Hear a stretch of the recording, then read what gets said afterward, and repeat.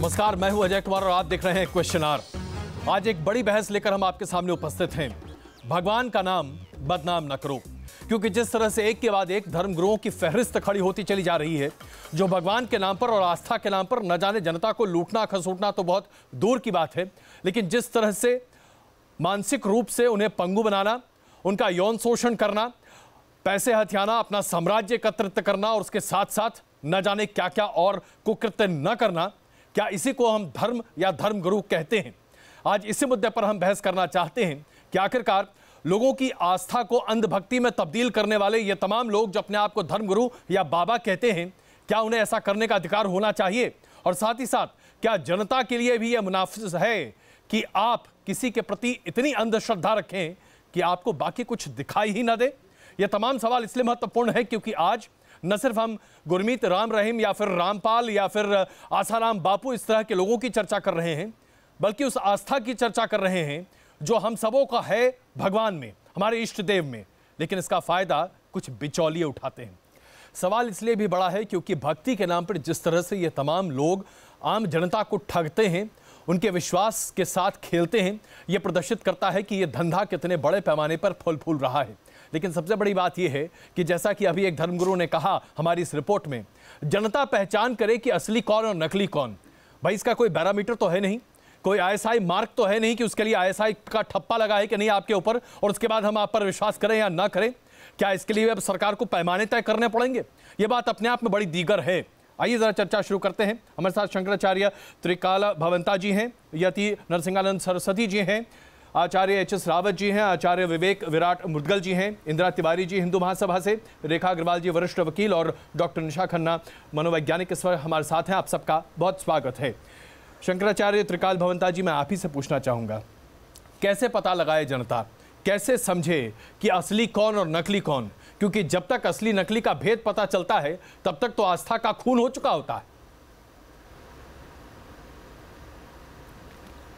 ये सवाल मैं आपसे ही रख रहा हूँ। जी, आपने बहुत अच्छा सवाल किया है और जनता को ज़रूर पहचानना पड़ेगा। लेकिन कैसे? सवाल तो यही उठता है, कैसे? देखिए, हमारे समाज में, संत समाज में, जैसा आपने भी बताया कि दो तरह के हैं और हल काल में होते रहते हैं, असली और नकली। लेकिन उनके कुछ रहन सहन, खान पान, बॉडी की उनकी संरचना ऐसी होती है जिससे समझ में आ जाता है। लोग इतने ढोंग पर, आडंबर पर ज़्यादा विश्वास करते हैं और जो साधारण, जो तपस्वी साधु है, सन्यासी है, उसको लोग नहीं तवज्जो देते हैं। ये बड़ी विडंबना है हमारे देश की। तो जनता जब तक जागरूक नहीं होगा तो हमारा सरकार, तो यानी आपके हिसाब से जनता को तय करना चाहिए कि दरअसल कौन सही और कौन गलत?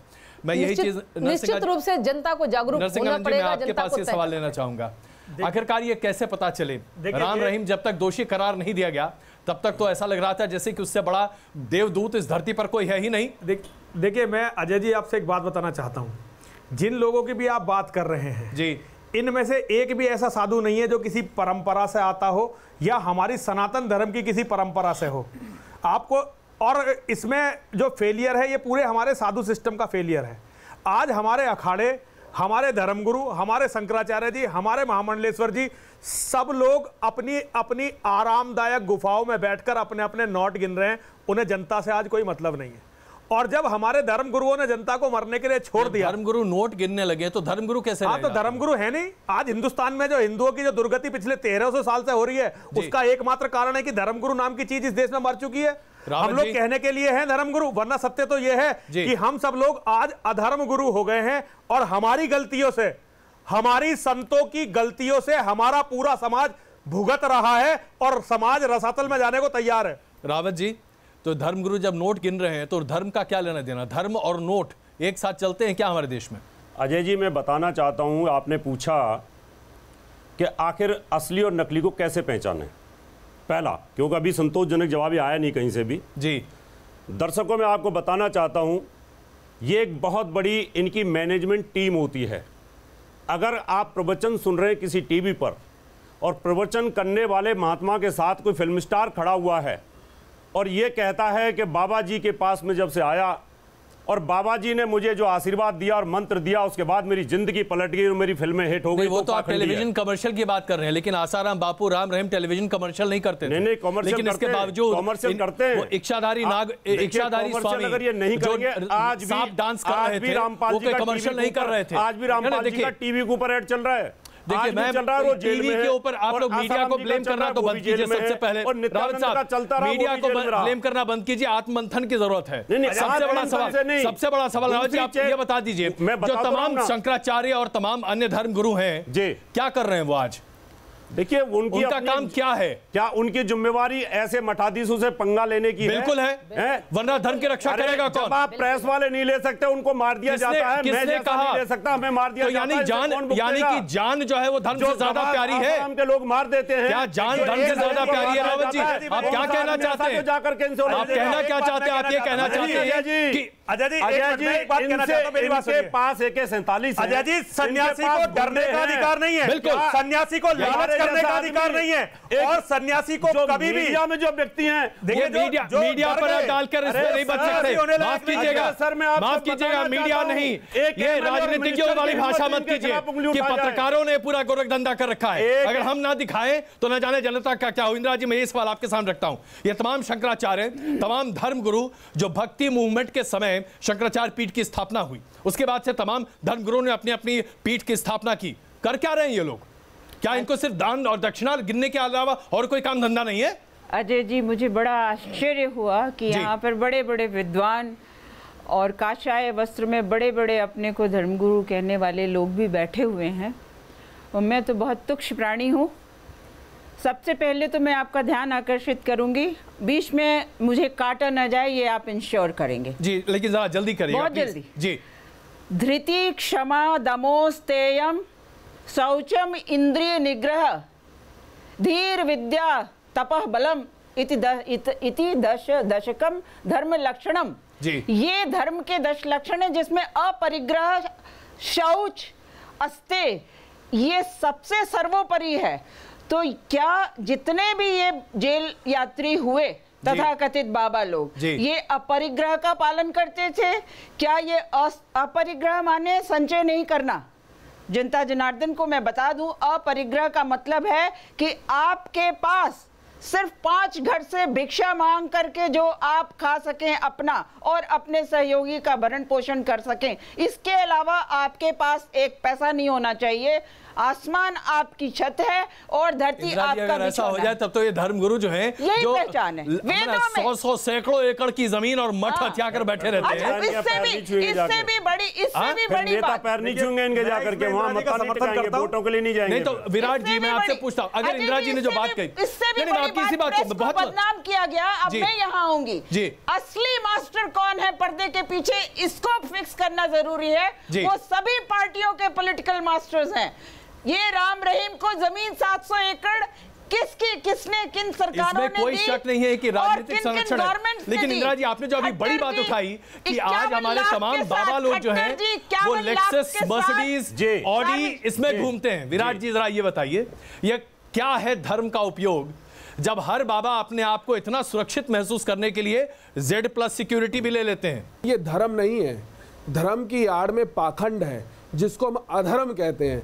धर्म का चोला ओढ़ के ये जितने भी पाखंडी बाबा हैं, डोंगी बाबा हैं, यहाँ तक कि बलात्कारी हैं, ये सबसे पहले तो किसी भी ऐसी सनातन परंपरा से संबंध ही नहीं रखते, किसी अखाड़े या किसी भी समुदाय को गुरु मानते ही नहीं, अपने आप को ही स्वयं गुरु मानते हैं। तो परंपरा ही नहीं है, किसी गुरु शिष्य परंपरा में रहे ही नहीं, तो कहीं ना कहीं हम इस तरह की बातों को देख रहे हैं। क्या ये धर्म नहीं बनता कि जनता को आगाह किया जाए कि अमुक व्यक्ति फ्रॉड है, अमुक व्यक्ति चोर है, अमुक व्यक्ति बलात्कारी है?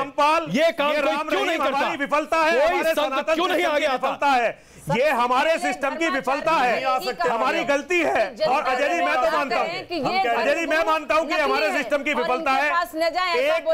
एक व्यक्ति जिसे केवल 32 साल की आयु मिली, उसने पूरे देश में घूमकर शंकराचार्य मठ बनाए, पैदल घूमकर, और आज हमारे शंकराचार्य सारे साधनों पर कई कुंटल सोने के मठों पर बैठे। आप लोग सब आवाज क्यों नहीं उठाते? हम मैं तो आवाज लगातार उठाता हूँ, मैं हिंदू संसद आयोजित करता हूँ, हमेशा आवाज उठाता हूँ। 2013 से हमने होना चाहिए महिला अखाड़े बना करके और इस तरह की आवाजों को उठाया कि ये जितने भी आप लोगों ने सुना होगा कि आज के डेट में जितने भी धर्माचार्य हैं, चाहे वो शंकराचार्य हो, चाहे वो अखाड़े पर हो बैठे, अखाड़े के प्रमुख हो, कोई भी ये सत्य बोलने को तैयार नहीं है। इनके ये खुद मतलब अधर्म को पालन पोषण दे रहे हैं।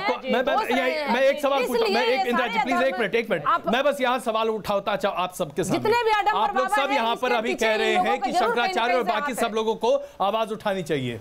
यही आवाज आप लोग एकजुट होकर क्यों नहीं उठाते?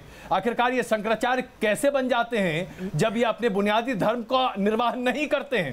बताइए आप। स्वयं जो आज के चारों पीठ पर बैठे हुए हैं, मुझे कहने में जरा भी संकोच नहीं आ रहा है। मैंने बहुत नजदीक से देखा है कि जितने ये अधर्मी आज के डेट में कोई भी बैठे, जो शंकराचार्य हमारे आदिगुरु शंकराचार्य ने जिस तरह के सनातन धर्म की स्थापना किया, जिस तरह से रास्ते पर चलने के लिए, उस तरह से आज के डेट पर बैठे कोई नहीं। शंकराचार्य नहीं है, वो पीठाधीश सिर्फ आचार्य और व्यास में चल रहे हैं, वो शंकराचार्य सिर्फ अपने ऐसे आराम के लिए बैठे हुए हैं और कोई भी ऐसा सन्यासियों का आश्रम नहीं है। मुझे लगता है कि आप इस राय से अभी जितने भी जेल की यात्रा कर रहे हैं हमारे धर्माचार्य, आप मुझे प्रमाण दीजिए, मैं आपका केस फ्री में लड़ूंगी, मैं आपको देने के तैयार हूँ। चलिए यहीं से शुरुआत करते हैं।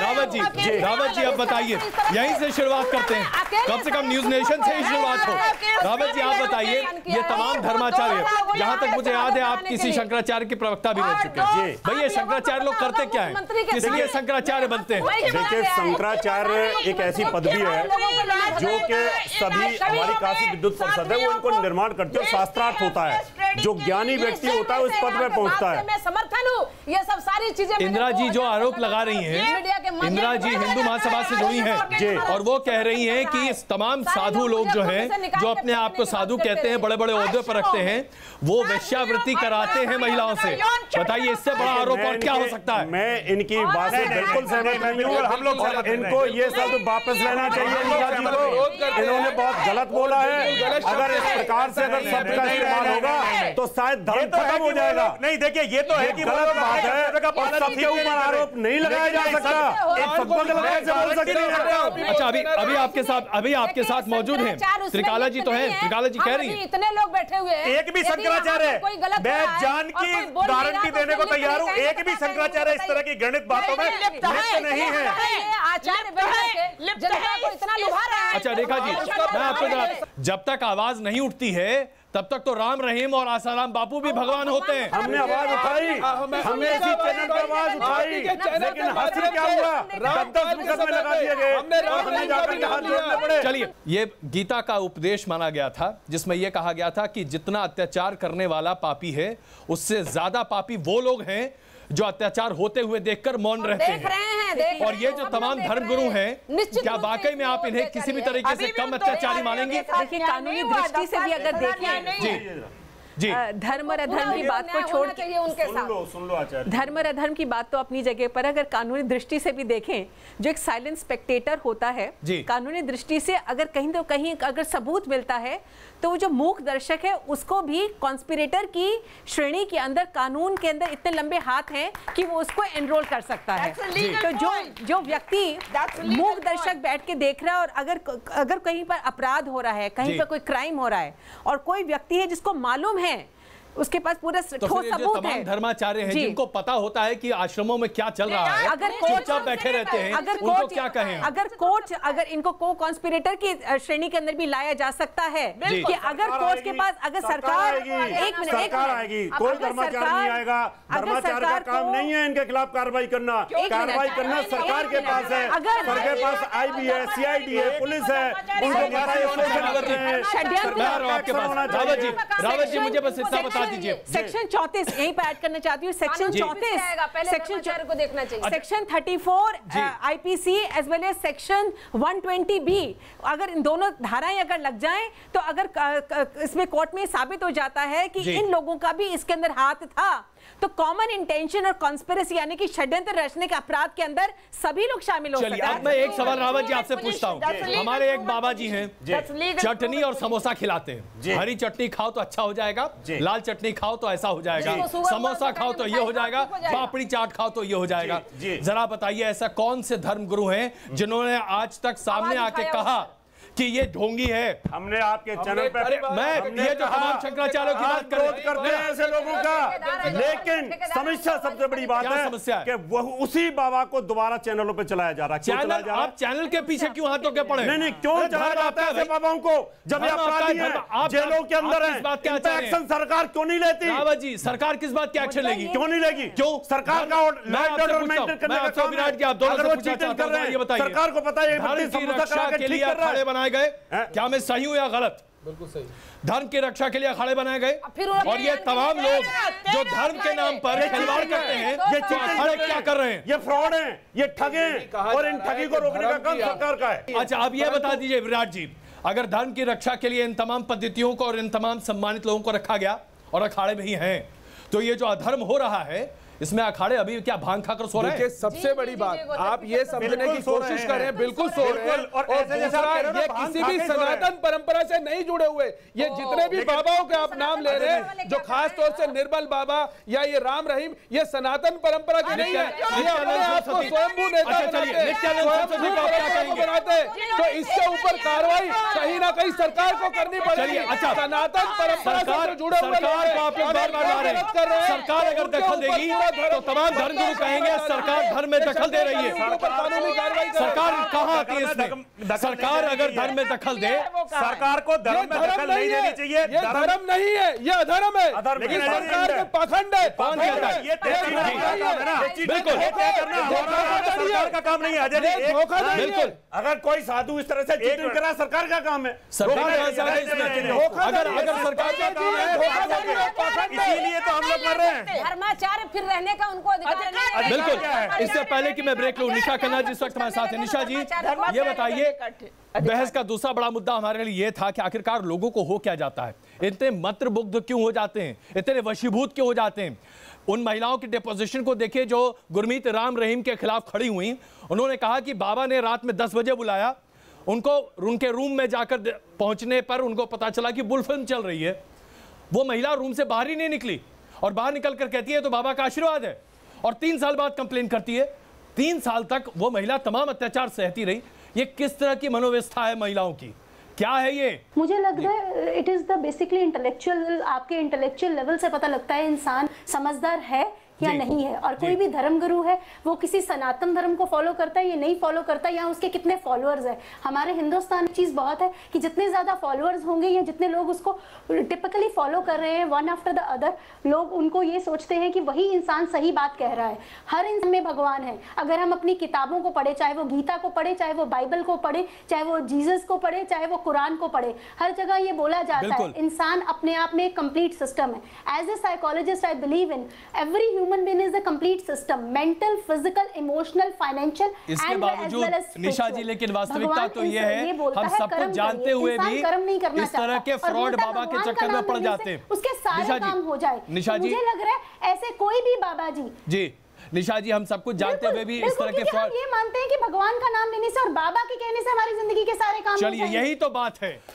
सवाल लगातार यही उठ रहे हैं कि आखिरकार जनता इतनी वशीभूत कैसे हो जाती है इन तमाम बाबाओं को देखते ही। चाहे आप आसाराम बापू की बात करें, गुरमीत राम रहीम की बात करें, रामपाल की बात करें, राम ब्रिज की बात करें, इतने सारे राम है, पता नहीं राम का नाम कितना बदनाम करना चाहते हैं। आइए जरा जनता से भी कुछ सवाल लेता है। क्या पूछना चाहती हैं आप, बताइए।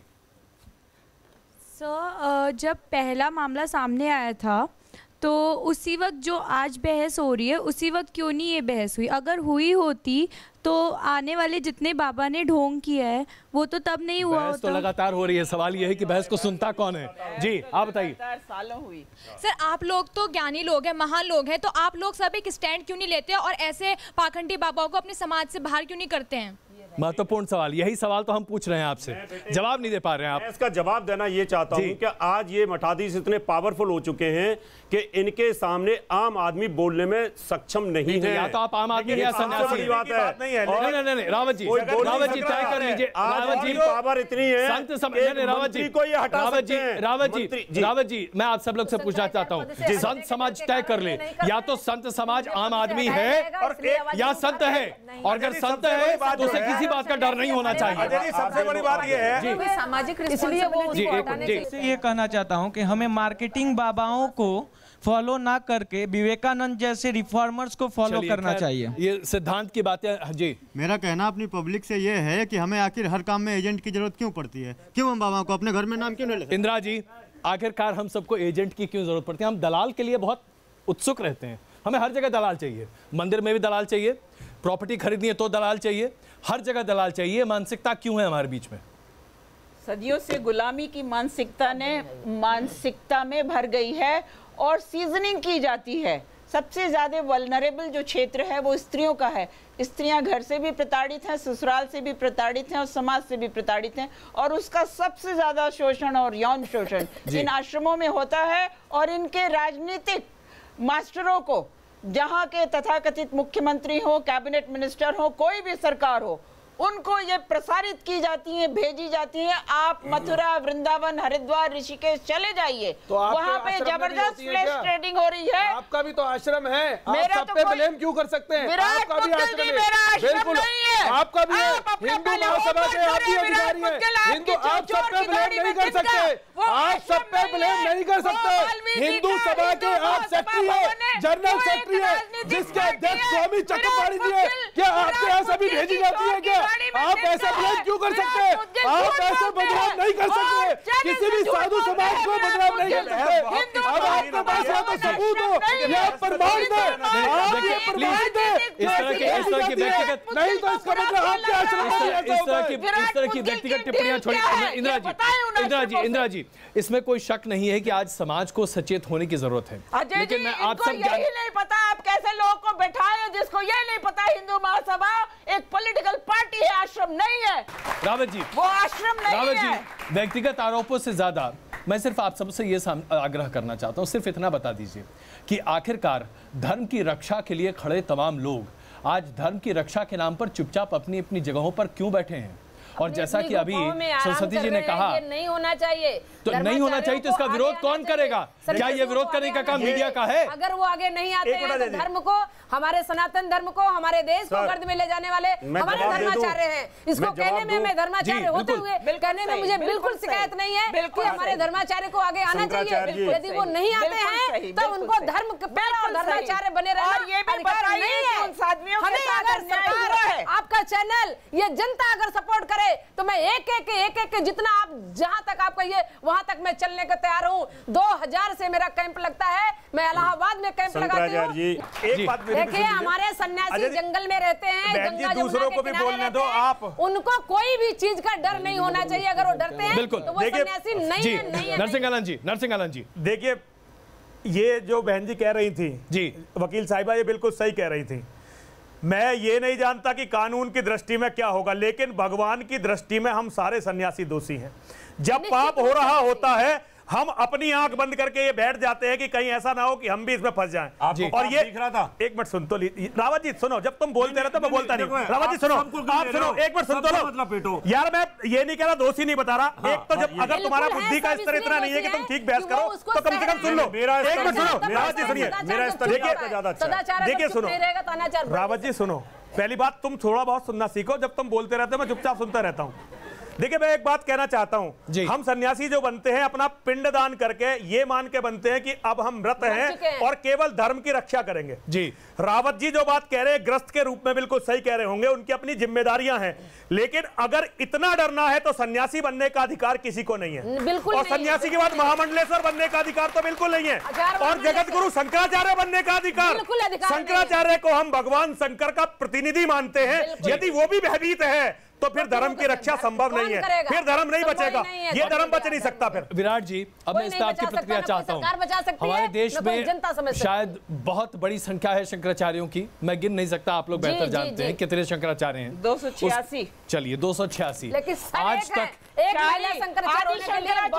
चार पीठ निर्मित किए थे, शंकराचार्य नहीं निर्मित किए थे। लेकिन अब विराट जी ये बताइए, पीठ माने होता तमाम अखाड़े, तमाम शंकराचार्य, आज तक किसी भी आदमी ने एक बार भी ये कहा कि चलिए हम प्रेस कॉन्फ्रेंस करते हैं, हम 15 लोग खड़े होते हैं और कहते हैं ये चोर है, ये डकैत है, ये ढोंगी है, ये आपको ठग रहा है, मुझे एक एग्जाम्पल दे दीजिए, मैं मान जाऊंगा, बहस बंद कर देंगे। शंकराचार्य जी तो बहुत बड़ा पद है, उनकी पीठ बहुत बड़ी है, हम बहुत छोटे से उनके अनुयायी हैं, उनके रास्ते पे चलने की कोशिश करते हैं। तो हम ही लोगों ने मीडिया के माध्यम से, मैं मीडिया का बहुत बड़ा रोल मानता हूं कि उन्होंने हमारी आवाज जनता तक पहुंचाई। आप भी जनता तक पहुंचाने मैं आप दोनों से ये पूछना चाहता हूं, विराट जी और रावत जी, ये बताइए, टेलीविजन के कैमरे के सामने बोलने में हमने आवाज उठाई है, हमने सबके लिए आवाज उठाई है, चाहे वो चक्रपाणी महाराज हो, उसके लिए भी हमने आवाज उठाई है। मैं आप दोनों से सवाल पूछना चाहता हूं प्लीज,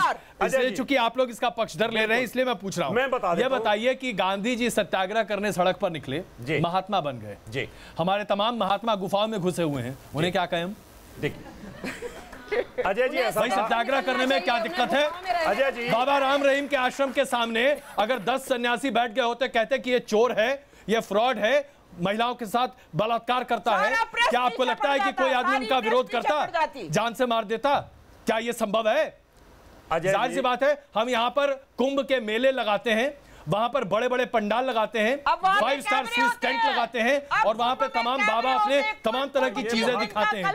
यही वैभव विलास के अलावा हमारे पास। आपकी बात बिल्कुल ठीक है, प्रश्न भी बड़ा अच्छा है कि शंकराचार्य जी और इनको आवाज उठानी चाहिए जी। आप ही के चैनल से हम शंकराचार्य जी प्रवक्ता रहे, हमने आवाजें उठाई। होता क्या है कि पॉलिटिकल राजनीतिकरण हो जाता है शंकराचार्यों का भी कि भाई ये कांग्रेस का, ये बीजेपी का, और उस मुद्दे को वही दबा देते हैं। तो ये एक बड़ी विडंबना है कि धर्मगुरु भी राजनीति के उसमें दोनों ग्रुप में बटे हुए हैं। अगर मैं आवाज उठाऊंगा बोले तो कांग्रेस ही है, तो मैंने आवाज मतलब ये हो गया ना कि धर्म की रक्षा करने वाला कोई व्यक्ति नहीं है, इसीलिए सरकार सब उल्लू सीधा कर रहे हैं, इसीलिए सरकार की आवश्यकता है, सरकार के अंडर सरकार का कोई सरकार के अधीन धर्म फलता है और सरकार का जब आशीर्वाद होता है तो वहां धर्म पर कंट्रोल भी रहता है। इसलिए सरकार धर्मनिरपेक्ष है। इस देश के संविधान के हिसाब से धर्म पर सरकार का किसी तरह का कोई नियंत्रण नहीं होना चाहिए, और अगर जैसा कि अभी बहस हो रही है सरकार दखल देने की कोशिश करे तो कितने केस आपको लगता है सुप्रीम कोर्ट में हो जाएंगे? करती है सरकार दखल? बिल्कुल भी नहीं है, गलत कहना है आपका। सुप्रीम कोर्ट या कोई भी कोर्ट कभी भी धर्म के मामले में कभी भी इंटरफेयर नहीं करती है, नहीं करती है, करती है। देखिए ये एक गुलाम मानसिकता है, जब लोग नेताओं को धर्म गुरुओं से बड़ा मान लेते हैं। कॉन्स्टिट्यूशन धर्म गुरु हमारे लिए सर्वोच्च हैं, हम शंकराचार्य की जगह किसी को भी नहीं महसूस कर सकते। हम जगत गुरु शंकराचार्य जी के अनुयायी हैं, हम उनका आदेश मानेंगे। हम किसी नेता का अगर हमारे शंकराचार्य जी एक तरफ हैं और सारा सिस्टम एक तरफ है तो हम शंकराचार्य जी के साथ हैं, लेकिन आज वो आवाज नहीं उठा रहे हैं। ये हमारी पीड़ा है, वो लोग अपने आश्रमों में बैठे हुए हैं और धर्म मर रहा है, ये हमारी पीड़ा है। किसी भी नेता की इतनी हिम्मत और इतनी औकात नहीं होनी चाहिए कि वो भगवान के प्रतिनिधि को आदेश दे।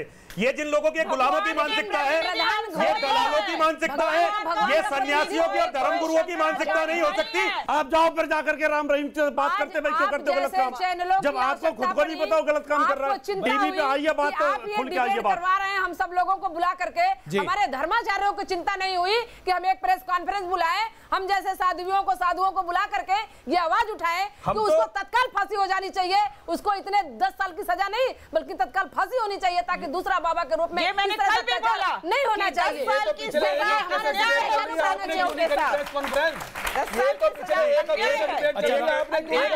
सबसे बड़ी बात ये है अजय जी, देखिए जैसे मैं हूँ, मैं छोटा सा साधु, मैं ना महामंडलेश्वर ना श्रीमन में एक छोटा सा महंत हूँ अखाड़े का, और वो भी असंतुष्ट महंत हूं जो संतुष्ट नहीं हूं, और केवल इसी कारण कि जब बोलना चाहिए हमारे शंकराचार्य जी नहीं बोलते, मेरे बोलने से कोई फर्क नहीं पड़ेगा, लेकिन अगर जगत गुरु जी बोलेंगे, शंकराचार्य जी बोलेंगे तो सारा समाज एक होगा।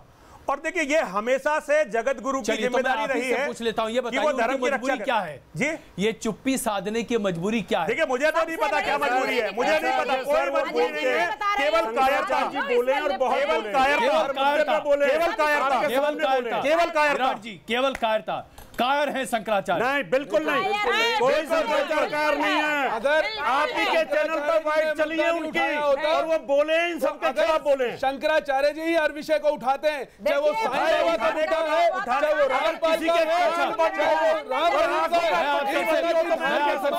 अच्छा ये बता दीजिए सभी शंकराचार्य ने मिलकर आज तक किसी मुद्दे पर कोई साझा विज्ञप्ति भी जारी की है क्या? नहीं किया, कर सकते हैं क्या? नहीं की ये कभी नहीं। शंकराचार्य राम मंदिर पे नहीं की। अगर 216 लोग एकमत नहीं हो सकते। अजय जी, पोप ने वेटिकन सिटी से विज्ञप्ति भेजी कि मुझे खेद है, क्षमा मांगता हूँ कि यहाँ वेटिकन सिटी में दुराचार होता है, ये पोप ने कहा। हमारे पोप तो दुराचार करते हैं, पोप कौन सा दुराचार नहीं करते? आइए जरा इस चर्चा का निचोड़ निकालने की कोशिश करें। दुराचार का स्तंभ है। अरे दुराचार हमारे यहाँ कितना है? सभ्यता की क्या बात कर रहे हैं?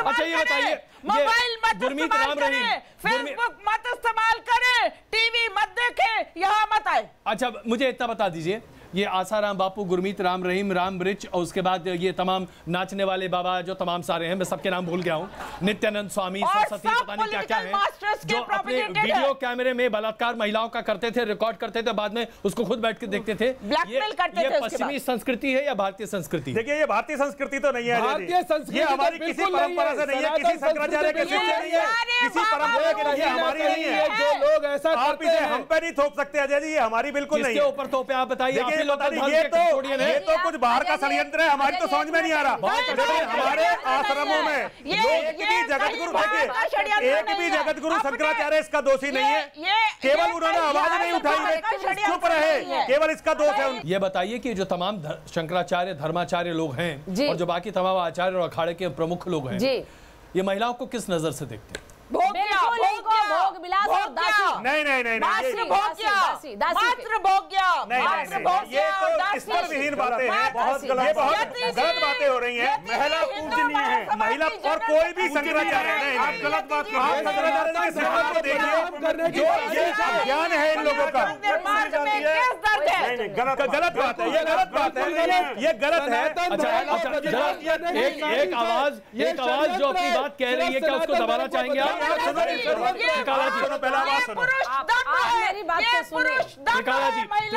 त्रिकाला जी तो खुद ही कह रही हैं, ये खुद कह रही हैं।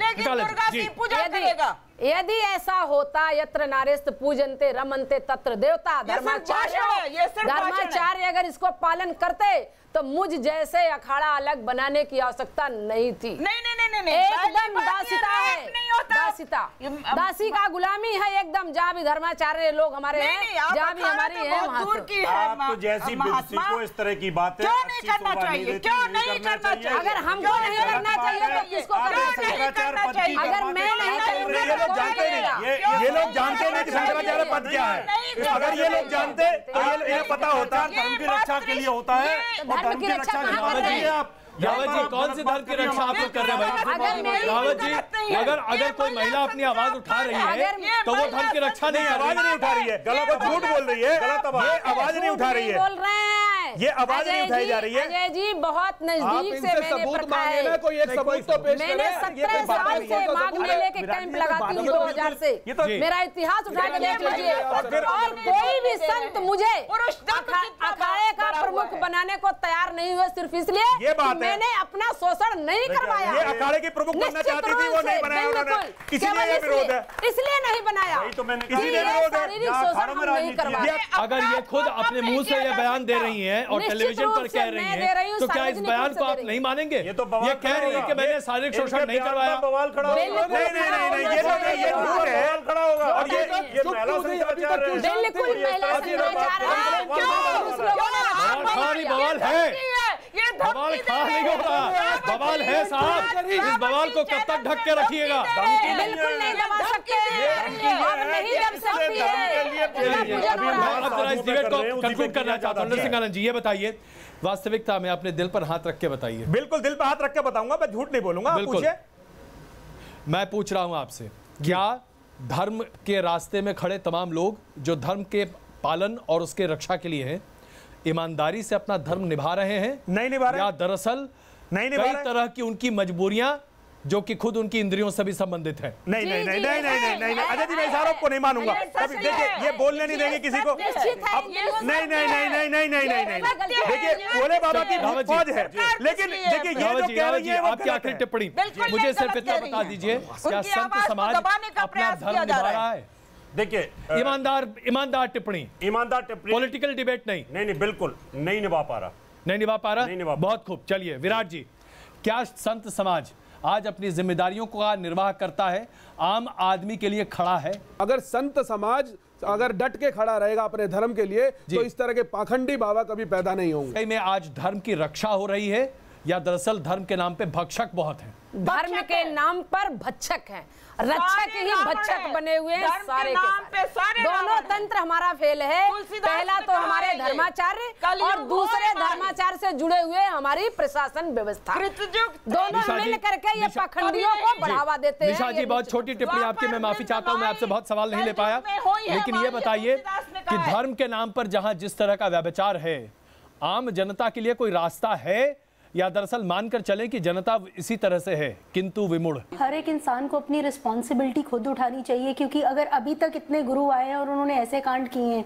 तो मुझे लगता है शायद प्रशासन एक हद तक कुछ करता है। हर कोई अपना पर्सनल बेनिफिट देखता है, चाहे वो गुरु की पोस्ट पर हो या किसी भी लेवल पर हो, चाहे वो कोई पीएम बन जाए, कहीं ना कहीं आकर एक पर्सनल बेनिफिट आ जाता है। तो मैं ये बात जरूर कहूंगी कि हर एक इंसान को अपनी पर्सनल रिस्पॉन्सिबिलिटी लेनी चाहिए। रेखा जी, एक वकील के तौर पर नहीं, लेकिन एक महिला के तौर पर आपसे सवाल पूछना चाहता हूँ, आखिरकार महिलाएं इतनी जल्दी वशीभूत कैसे हो जाती हैं? ये बाबा राम रहीम के इसके अंदर हमने देखा कि ये जो लड़कियां जो जिनको गुफा में बुलाया जाता था, शायद कहीं पर उनको एक बहुत अच्छी फीलिंग भी होती थी कि शायद बाबा ने मेरे को रिकॉग्नाइज किया। एक जो रिकॉग्निशन की जो कमी जो हर परिवार के अंदर समाज में एक औरत को होती है, तो कहीं पर उसको कहीं पर कोई बाबा ही कोई उसको पॉइंट आउट करता है, तो शायद उसको एक अंदर एक स्वाभिमान की फीलिंग जागरूक होती है कि मैं भी कुछ हूँ, और उस चंगुल के अंदर वो फंसती जाती हैं।